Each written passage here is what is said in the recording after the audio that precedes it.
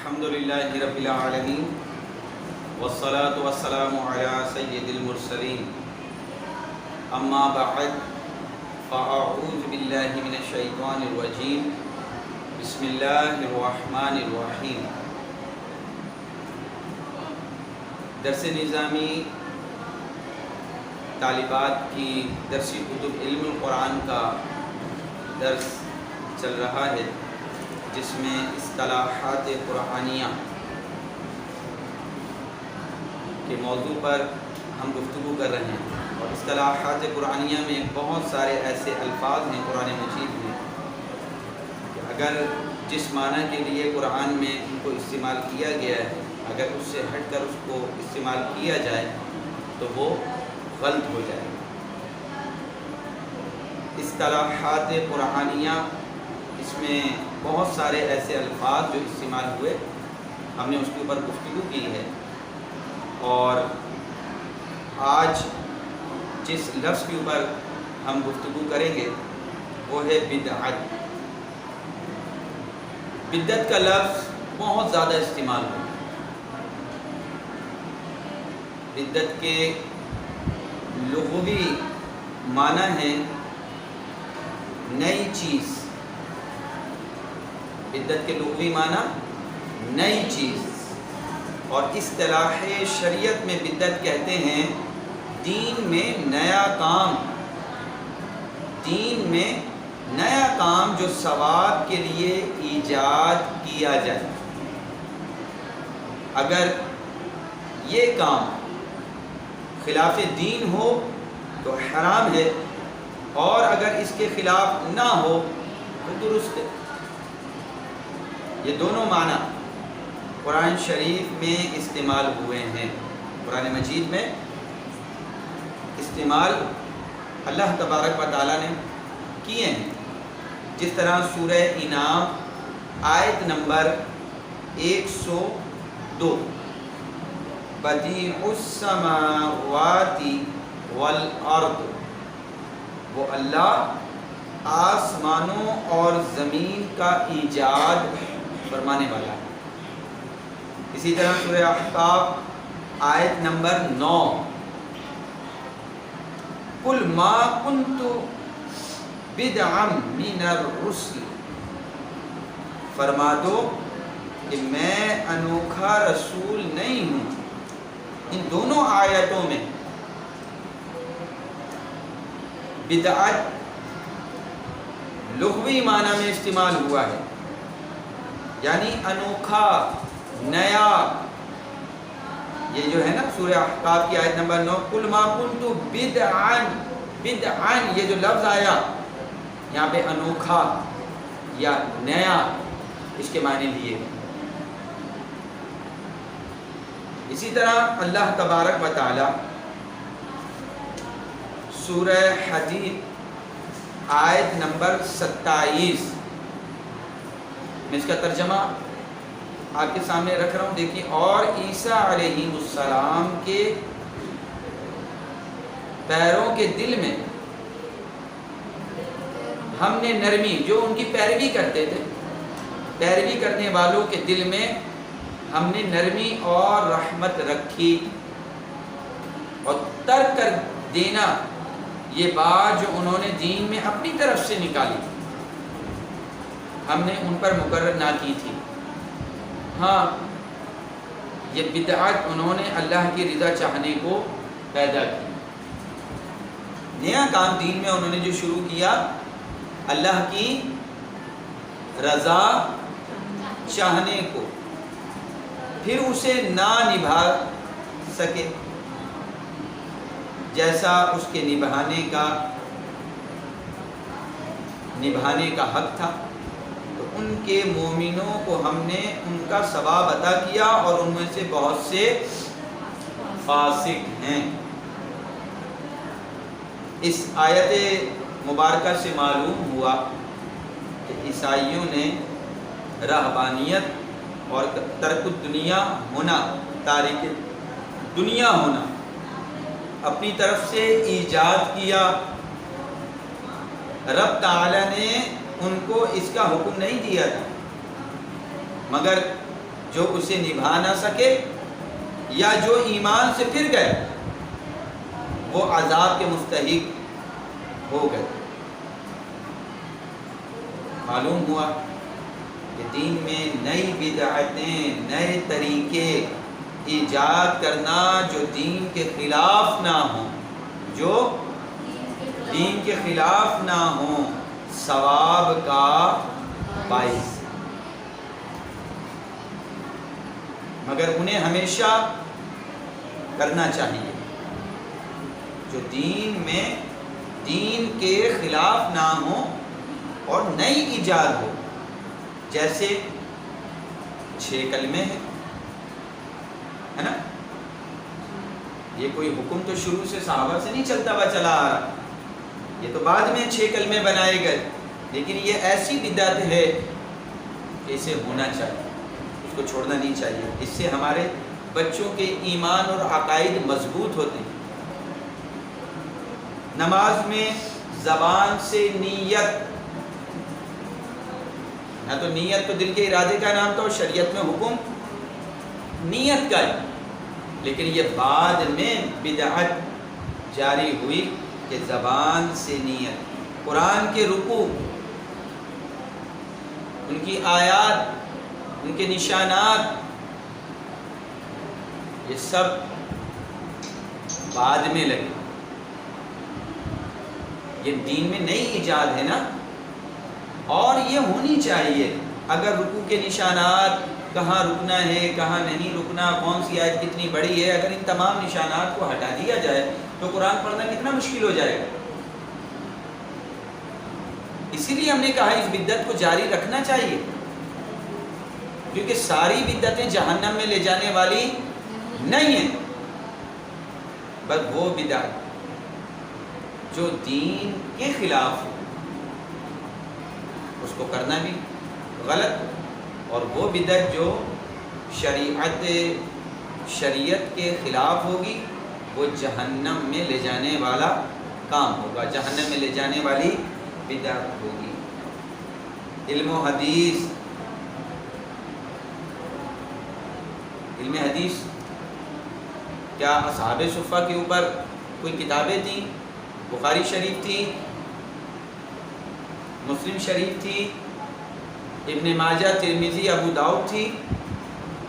نہیں، ان کتابوں کو مدون کیا گیا، پھر باقاعدہ ایک کورس کی صورت بنائی گئی۔ اب لفظ درس نظامی، کیا اصحاب صفہ پہ صحابہ درس نظامی کرتے تھے؟ یعنی یہ لفظ وہاں پہ مشروع تھا، بولا جاتا تھا؟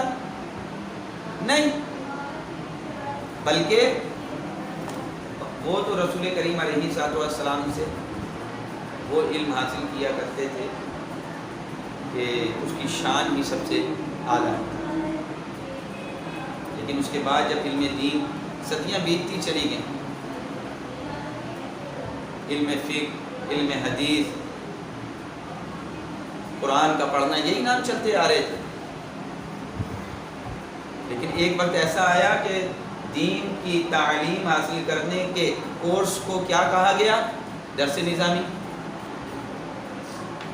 اب یہ رسول اللہ صلی اللہ علیہ وسلم کے زمانے میں تو نہیں، پتہ یہ چلا کہ یہ ایسی بدعت ہے جو جنت میں لے جانے والی ہے، اور اسے جاری بھی رکھنا چاہیے اس بدعت کو، لیکن وہ بدعتیں جو جہنم کی آگ تک پہنچا دیں انہیں ہمیں ختم کر دیں۔ بہت ساری ایسی بدعتیں ہیں جو جہنم کی آگ تک، گمراہی کا ذریعہ، جو سنت کے خلاف ہو وہ غلط بدعت ہے، اور جو شریعت کے دائرے میں آتی ہو، رسول کریم علیہ السلام کی سنت مبارکہ کے خلاف نہ ہو، وہ جائز ہے، باعث سے ثواب ہے۔ اور کچھ بدعتیں ایسی ہیں کہ جو مباح ہیں، کریں تو ٹھیک ہے، نہیں کریں تو کوئی مسئلہ نہیں۔ اس کے اوپر بہت سارے لوگ کلام کرتے ہیں کہ جناب دین کی بات آ رہی ہے، دنیا کی بدعتوں کے بارے میں نہ بولیں۔ ایک بات سمجھ لیجئے، مسلمان کی پوری زندگی شریعت دین ہے، اس کا اٹھنا دین ہے، اس کا بیٹھنا دین ہے، اس کا کام کرنا دین ہے، اس کا اولاد بننا دین ہے، اس کا والدین کے درجہ پانا دین ہے۔ زندگی کی وہ کون سی جگہ ہے جو دین سے خالی ہے؟ کھانا بھی تو دین ہی ہے، شریعت مطہرہ کے مطابق، سنت رسول کے مطابق اگر کھایا جائے تو دین ہے نا، کپڑے پہننا دین۔ تو یہ جو کہتے ہیں یہ دین کے اندر کسی چیز کو شامل کرنا یہ بدعت ہوگی، ویسے دنیاوی کاموں کے اندر یہ معنی نہیں آتا۔ تو پھر اس کا مطلب ہے کہ وہ دین صرف نماز اور روزے کو ہی سمجھتے ہیں، نبی کریم علیہ الصلوۃ والسلام کی سنت کو وہ دین شاید نہیں سمجھتے، ورنہ تو زندگی کا ہر پہلو سنت، اور وہاں سنت رسول سے ہمیں رہنمائی مل رہی۔ پتہ یہ چلا عبادات ہوں یا معاملات ہوں، اس میں اگر بدعت، عبادات، معاملات جو شریعت کے دائرے میں ہیں، اگر ان کے خلاف وہ بدعت ہو جائے گی تو وہ گمراہی کا ذریعہ ہے۔ مثلاً عبادات کے علاوہ معاملات ہیں، سنتیں ہیں، اس میں آتی ہیں سنتیں۔ کوئی شخص مسلمان کوئی بھی جب دوسرے سے ملتا ہے تو کیا کہتا ہے؟ السلام علیکم ورحمۃ اللہ، سلام کرتا ہے نا۔ اگر ایک نئی بدعت شروع ہو جائے کہ وہ سنت رسول علیہ الصلوۃ والسلام کو چھوڑ کر ہائے، ہیلو یا اس کے متبادل کوئی اور الفاظ استعمال کرے، تو پھر ہم کہیں گے کہ یہ بدعت وہ ہے جو گمراہی کا سبب بن سکتی ہے۔ کیوں؟ کہ اس نے سنت رسول صلی اللہ تعالی علیہ وسلم کو ختم کرنے میں مدد کی۔ عبادت تو نہیں ہے نا، عبادت ہے، سلام کرنا سنت ہے، اس کا جواب دینا واجب ہے۔ اگر کوئی سلام نہ کرے تو کیا گناہ گار ہوگا؟ ثواب سے محروم ہوگا، اس کی فضیلت و برکت سے محروم ہوگا۔ ایسا ہی ہے نا۔ تو پتہ چلا ہمارے لیے لازم و ضروری نہیں ہے، لیکن جو کام لازم و ضروری نہ ہو، اگر اس کے خلاف بھی کوئی بدعت قائم ہو جاتی ہے، کوئی کام ایجاد ہو جاتا ہے، تو شریعت اس کو بھی منع کرے گی، جیسے سلام کی جگہ کوئی اور الفاظ کا استعمال۔ خلاصہ کلام یہ ہے کہ بدعت حسنہ، اچھی بدعت بھی ہے، بری بدعت۔ کہتے ہیں جی بدعت تو صرف بدعت ہے، بدعت تو صرف بدعت نہیں ہے۔ دو طرح کی بدعتیں ہیں۔ اگر صرف ایک ہی طرح کی بدعت کو رکھا جائے گا، بہت ساری چیزیں شریعت سے نکالنی پڑ جائیں گی۔ جو لوگ صرف بدعت کو بدعت کہتے ہیں کہ جی اچھی بدعت، بری بدعت، یہ کیا ہے؟ بس بدعت تو بدعت ہے، دین میں کوئی چیز نہیں آنی چاہیے، تو نہیں آنی چاہیے تو پھر یہ بہت سارے لوگ بیٹھ کر سوشل میڈیا کے اوپر دین کی ترویج کر رہے ہیں، بقول ان کے دین کی ترویج، یہ بھی تو بدعت ہے نا۔ رسول کریم علیہ الصلوۃ والسلام نے تو سوشل میڈیا استعمال نہیں کیا، آپ نے دین کے اندر یہ نیا کام گڑھ لیا بقول آپ کے، کیونکہ ہم یہ کہتے ہیں کہ اچھی اور بری بدعتیں ہیں۔ سوشل میڈیا پہ دین کی ترویج کرنا اچھی بدعت ہے، اچھی بدعت ہے نا۔ قرآن مجید میں اعراب لگانا اچھی بدعت ہے، اس میں رکوع، آیات کا لکھنا، اس کی بہترین جلد بنانا، خوش نما کاغذوں کے اوپر قرآن مجید کا نقوش کروانا، چھپوانا، یہ سب بدعتیں تو ہیں، لیکن یہ وہ بدعتیں ہیں جو دار اسلام سے نہیں نکلتی، دار اسلام کے اندر ہی رکھتی ہیں۔ کوئی بھی شے جو احکام شریعت سے ٹکرائیں، اس کا چھوڑ دینا ہمارے لیے لازم ہے، ورنہ ہم گمراہ ہو جائیں گے۔ دین کا کام اگر اس میں کوئی برائی پیدا ہو جائے تو اس برائی کو ختم کرنا ضروری ہے. بات کو سمجھیے، شادی کا گھر ہے، شادی کرنا دین کا طریقہ ہے، دین کا طریقہ ہے نا. لیکن اب دیکھیں کہ ہماری شادیوں میں کتنی بدعتیں آ گئی ہیں، آئی ہیں نا، گانے باجے، اور جناب اس میں کیا کچھ نہیں ہوتا، مرد اور عورت کا اختلاط، ساتھ بیٹھنا، یہ وہ بدعتیں ہیں. ورنہ تو اور بھی اس کے اندر بدعتیں جو رسول اللہ کے زمانے میں شادی میں نہیں ہوتا تھا، لیکن بہت سارے کام اب ہونے لگے. تو ہم نے یہ کہا کہ بدعتیں دو طرح کی، ایک وہ جو دین سے ٹکراتی ہے، ایک وہ جو دین کے دائرے میں آ جاتی ہے. شریعت اس کو منع نہیں کرتی. مطلب اس میں مختلف قسم کے انواع و اقسام کے کھانے بنانا، شریعت نے تو منع نہیں کیا، مباح ہے، دین سے نہیں ٹکرا رہا، ہم کہتے ہیں بالکل ٹھیک ہے.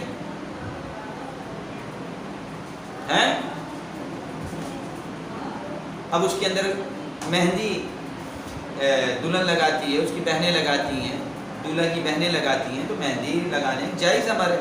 اور شادی میں اگر کوئی کر رہا ہے تو مباح کام ہے، کریں تو ٹھیک ہے، نہیں کریں تو نہیں. لیکن اس مہندی کے کام میں اگر شریعت کی خلاف ورزی ہو، گانے باجے ہو، مرد و عورت کا اختلاط ہو، ناچ گانا ہو، تو اب ہم یہ کہیں گے یہ وہ بدعت ہے جسے ہم کہتے ہیں بری بدعت، جو شریعت کے دائرے سے باہر جا رہی ہے. تو ہم علماء اہل سنت یہی فرماتے ہیں کہ ایسی بدعتوں کو دین کے ان کام میں سے نکال کے پھینک دینا چاہیے. شادی کو ختم نہیں کریں یا شادی کو ہی بدعت کہہ دیں. شادی تو بدعت نہیں ہے نا، ہاں شادی میں کچھ چیزیں شامل ہو گئیں تو وہ بدعت. تو ناچ گانا یہ بری بدعت ہے، دین سے ٹکرا رہی ہے، ہمیں اس کو خارج کر دینا چاہیے. اسی طرح عید میلاد النبی صلی اللہ تعالی علیہ وسلم کا منانا، نبی کریم علیہ الصلوۃ والسلام کی پیدائش کا دن منانا. اب دیکھیں جی، اللہ کے حبیب علیہ الصلوۃ والسلام جس دن پیدا ہوئے، اگر مسلمان اس دن پیارے مصطفیٰ کریم علیہ الصلوۃ والسلام کی پیدائش کی خوشی مناتے ہیں، صدقہ و خیرات کرتے ہیں، روزہ رکھتے ہیں اور اظہار تشکر، اظہار مسرت اور مختلف انداز اپنے ظاہر کرتے ہیں، تو جناب وہ جو روزہ رکھ رہے ہیں، مدحت رسول بیان کر رہے ہیں، وہ چاہے نثر میں ہو یا نظم میں ہو، جلوس کی صورت ہو یا اجتماع کی صورت، گھروں کو سجانے کا عمل ہو یا کوئی بڑا اجتماع کا انعقاد، یہ تمام معاملات دین سے نہیں ٹکراتے. پتہ یہ چلا کہ یہ ٹھیک ہے. صحابہ کے زمانے کے اندر جلوس اس طرح نہیں نکلتے، اجتماعات نہیں ہوتے تھے، اس طرح گھروں کے اندر کمکمیں لائٹیں نہیں لگائی جاتی تھیں. اب ہونے لگا. بدعت تو ہے، ہم نے مانا بدعت ہے، لیکن یہ وہ بدعت ہے کہ جسے جاری رہنا چاہیے. اس سے مسلمانوں کا فائدہ ہے. معاف کیجیے. اور جس طرح قرآن مجید کے اعراب، ان کے نشانات مسلمانوں کے لیے باعث فائدہ ہیں، اسی طرح میلاد النبی صلی اللہ علیہ وسلم کا منانا امت مسلمہ کے لیے فائدہ مند ہے کہ امت اس طرح نبی کریم علیہ الصلوۃ والسلام کے عشق کو، ان کی محبت کو اپنے دل میں اور زیادہ بڑھانے کی سعی کرتے ہیں، حضور علیہ الصلوۃ والسلام سے محبت کا اظہار کرتے ہیں. یہ دین سے نہیں ٹکرا رہا. جو لوگ میلاد کو بدعت کہتے ہیں، صحابہ نے نہیں کیا، بڑے نعرے لگائے جاتے ہیں، عجیب عجیب قسم کی زبانیں کھولی جاتی ہیں، تو ان لوگوں کو سوچنا چاہیے کہ اس میں وہ کون سا کام ہے جو شریعت کے خلاف ہے. اگر کوئی کام میلاد مصطفیٰ میں شریعت کے خلاف ہے، اسے دور کر دینا چاہیے، بالکل دور کر دینا چاہیے. اگر مرد اور عورت میلاد کی محفل میں ایک ساتھ ہیں انہیں ایسی جگہ پہ اکٹھا نہیں ہونا چاہیے۔ لائٹنگ دیکھنے کے لیے عورتوں کا بے پردہ گھر سے باہر نکلنا یقیناً یہ شریعت کے خلاف ہے۔ زیارات کے نام پر جگہوں کو مختص کر کے اس کی زیارات کرانا اور وہاں پہ مرد اور عورت کا جمع ہونا اور مختلف قسم کی بدعات کا وہاں پہ ایجاد کر دینا، پیسے ڈالنا اور جی وہاں پہ منتیں اور یہ دعائیں نہ جانے پھر کیا کیا شروع ہو جاتا ہے۔ ایسے کام سے رکنا افضل ہے۔ جہاں مرد اور عورت جمع ہو جائیں زیارت کے نام پر،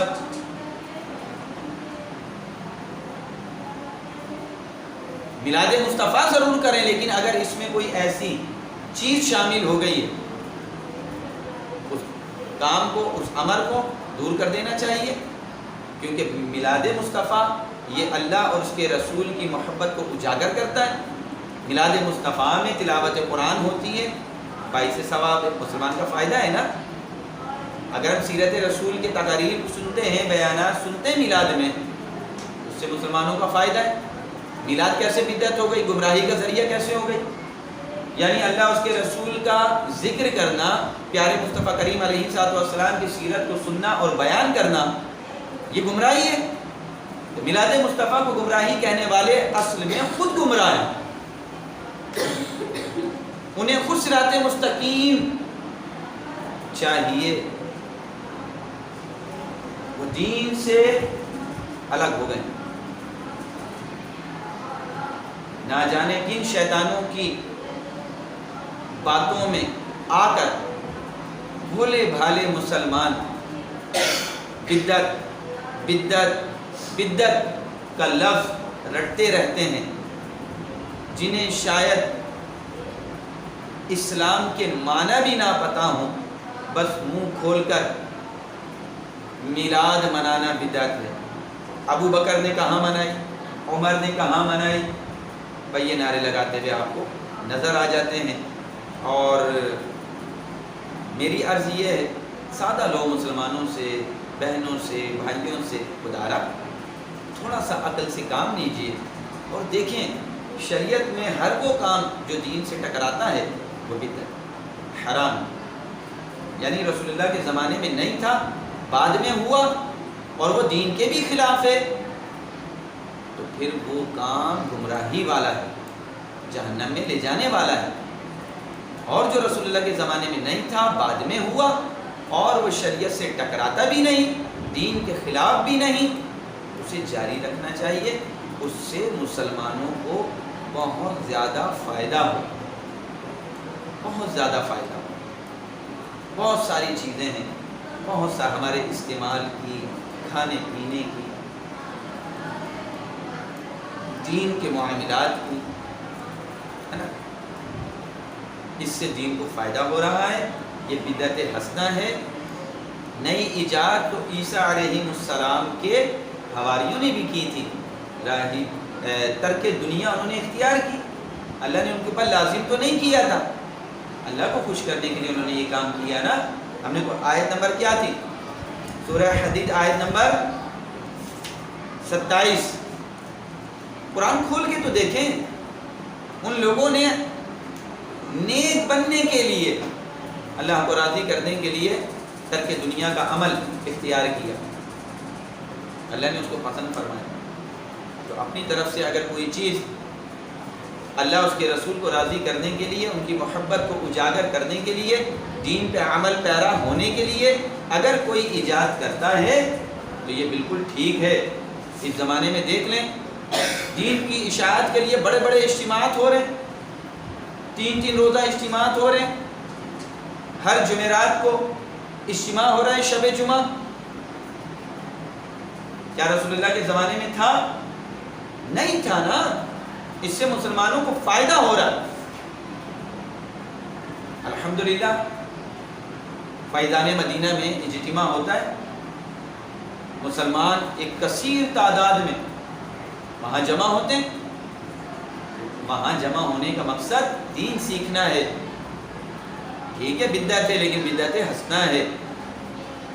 صحابہ کرام کی سنت پہ عمل تو ہو گیا. دین سیکھنے کے لیے ایک جگہ جمع ہونا, اصحاب صفہ کے اوپر جمع ہوتے تھے لیکن وہ وہیں رہتے تھے. اب دیکھیں جی دن کا مخصوص کر لینا, یہاں مخصوص ہو گیا دن, ہر جمعرات کو اجتماع ہو رہا ہے. وہ لوگ جو کہتے ہیں جی دن کو مخصوص, کوئی کسی دن کا مخصوص کر لینا یہ ٹھیک نہیں ہے, وہ دین کا پھر حصہ سمجھا جاتا ہے. جیسے کہ ہم لوگ سوئم کرتے ہیں, 40واں کرتے ہیں, کہتے ہیں یہ ٹھیک نہیں ہے کیونکہ آپ نے دن متعین کر دیا, اب آنے والی نسل یا لوگ یہ سمجھیں گے کہ شاید یہ دین کا ہی حصہ ہے. بھائی جمعرات بھی تو مخصوص کر دی, 3 روزہ اجتماع کی بھی تاریخ مخصوص کر دی کہ 3 روزہ ہوگا, 3 دن کے لیے, 1 مہینے کے لیے, 20 دن کے لیے بھی تو اللہ کی راہ میں نکلا جاتا ہے, وہ بھی تو مخصوص کر دیا. 40واں مخصوص کیا, سوئم مخصوص کیا تو دین کے خلاف. جمعرات والے دن شب جمعہ لگانا یہ جائز ہے, 3 دن کے لیے اللہ کی راہ میں نکلنے اسے مخصوص کر دیا یہ جائز ہے. لیکن اگر کوئی مسلمان اپنے دوسرے مسلمان کو اپنے کسی نیک عمل سے فائدہ پہنچانا چاہتا ہے اور اس نے اس کا نام سوئم رکھا ہے, نام سوئم رکھا ہے, نام سوئم رکھا ہے, جیسے شب جمعہ لگانا یہ بھی تو نام رکھ دیا گیا ہے نا. تو اگر مسلمان صاحب ایمان نے اپنے کسی مسلمان کو اپنے نیک عمل سے فائدہ پہنچانے کا نام سوئم رکھ دیا تو یہ کون سی بدعت ہو گئی, یہ کون سا دین سے ٹکرانا ہو گیا. اس سے تو مسلمان کا فائدہ ہے, نہ صرف اس فوت ہو جانے والے مسلمان بلکہ خود اس پڑھنے والے مسلمان کا بھی فائدہ ہے نا. وہ تلاوت کرتا ہے تو اس کو فائدہ پہنچے گا اور دنیا سے جانے والے کو بھی اس کا احسان پہنچے گا. یہ بات بھی ثابت ہے کیونکہ یہ میرا موضوع نہیں ہے نیاز کا, انشاءاللہ موضوع جب آئے گا تو میں اس کے اوپر بھی گفتگو کروں گا. پتہ یہ چلا بدعت کے معنی ہے نئی چیز, نیا کام ایجاد کرنا, دین میں کوئی نیا کام ایجاد کرنا, اصطلاح شریعت. تو ہر وہ نیا کام جو شریعت سے نہ ٹکرائے, نہ حرام ہو نہ مکروہ ہو, اس کا کرنا بالکل جائز ہے. جیسے سوئم, 40واں, نیاز, فاتحہ, عید میلاد النبی, سیدنا شیخ عبد القادر جیلانی رحمۃ اللہ تعالی علیہ کا عرس آتا ہے 11ویں شریف کا کرنا, خواجہ خواجگان خواجہ معین الدین چشتی رحمۃ اللہ تعالی علیہ کے دنیا سے جانے کے دن کا منانا, یہ سب کیا ہے؟ یہ ہے تو بدعت, لیکن بدعت حسنہ, اچھی بدعت دین سے نہیں ٹکراتی. جب دین سے نہیں ٹکرا رہی تو ہمارا اس کے اوپر عمل کرنا شریعت کو مطلوب ہوگا کہ اس سے مسلمانوں میں محبت رسول پیدا ہوگی, محبت قرآن پیدا ہوگا, محبت الہی پیدا ہو, محبت رسول, محبت صحابہ, محبت اہل بیت, محبت حدیث, محبت فقہ, محبت مدحت رسول, اس سے پیدا ہوتا ہے. اللہ تعالیٰ ہمیں ایسے لوگوں سے دور رہنے کی توفیق عظیم عطا فرمائے جو ہر معاملے کے اندر بدعت بدعت بدعت مومنوں کو, مسلمانوں کو, ایمان والوں کو کہتے رہتے ہیں اور انہیں خود اس بات کا شعور نہیں ہے کہ وہ قرآن اور حدیث کے خلاف گفتگو کرتے ہیں. اصل میں وہی بدعتی ہیں, وہی گمراہ, وہی گمراہی کے راستے پر گامزن ہیں. اللہ تعالی ہمیں گمراہی سے محفوظ اور معمون فرمائے, آمین. بجاہ نبی جل امین صلی اللہ علیہ وسلم. ہمارے چینل جامعہ کنز الانوار کو آپ سبسکرائب کیجئے اور اس کی جو ویڈیوز ہیں اپنے گھر والوں کو, اپنے بہن بھائیوں کو, دوستوں کو شیئر کریں, ان کو سنائیں. انشاءاللہ علم دین سیکھنے کا بے حد علم دین سیکھنے کا آپ کو بہت زیادہ فائدہ ہوگا. بہترین قسم کی چیزیں آپ کو میسر آسانی کے ساتھ آ جائیں گی. اللہ تعالیٰ ہمیں عمل کی توفیق عطا فرمائے, آمین. بجاہ نبی امین صلی اللہ علیہ وسلم. السلام علیکم ورحمۃ اللہ وبرکاتہ۔